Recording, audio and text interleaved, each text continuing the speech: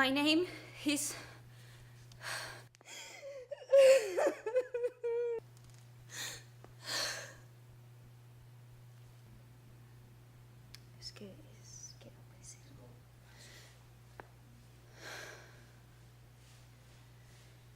My name is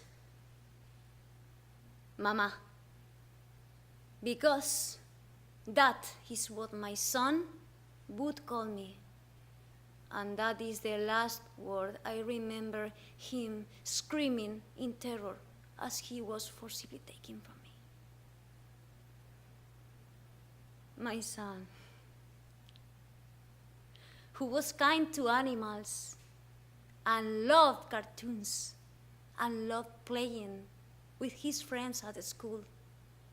My child, who would dream of one day flying into outer space, only to bring me flowers from some other planet somewhere far away.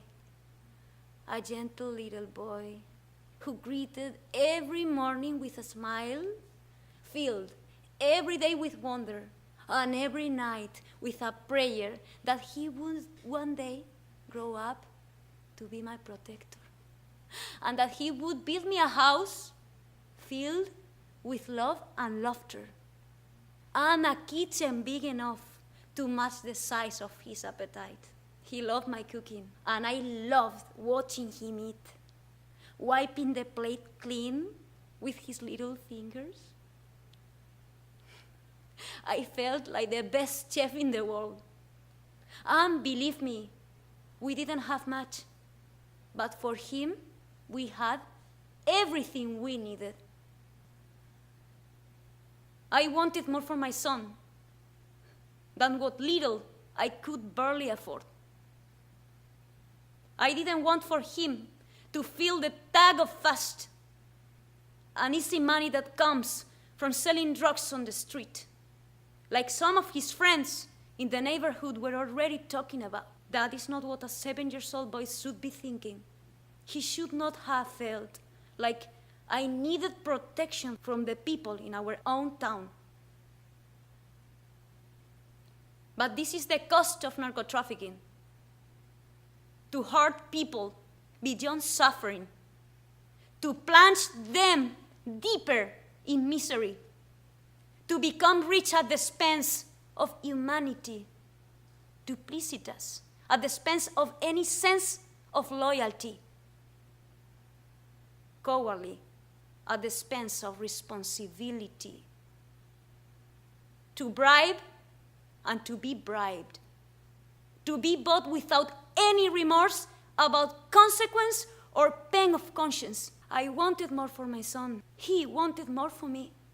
I came here not for the American dream. No, I don't believe in dreams. I have my own desires for me, my son, and my family in my country, because that is where we live. Our eyes are wide open. I came here only to ask America. No, the American government to take responsibility for coming into my country first, for poisoning our water, despoiling our lands, loading us with incalculable debt that we will never be able to repay, for turning our military, our police, our judges, our politicians against us. Can you imagine that? If they were bought, that is a shame, una pena terrible, that they chose to be bought. I suppose every leader has their weakness. We have our share of weak men. Now America hates us, but I think that is because they see the ugly reflection of a mirror that is broken. I know there are good people in America, like there are good mothers everywhere.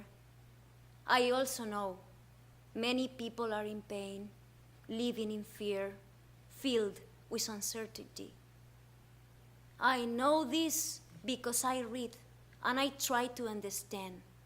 What I cannot understand is how can a country who says to believe in the sanctity of life deprive a mother of her young child? This is worse than abortion. because our children are ripped from our hearts.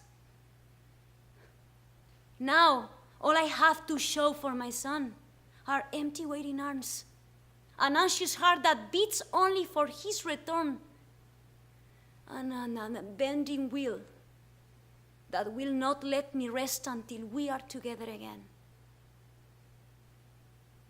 I know this is not the first time as history is filled with the horrors of the weak being easy targets of those in power. But we are not weak, no. We are merely forsaken. That is different. I only ask one thing of this country, to demonstrate by its actions everything it boasts about far and wide.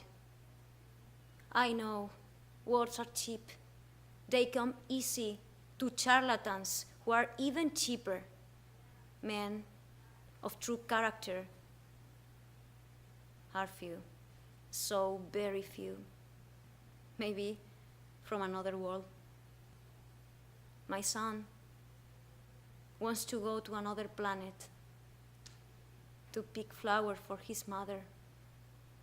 Let him, and please bring him back to the only safe home he will always have.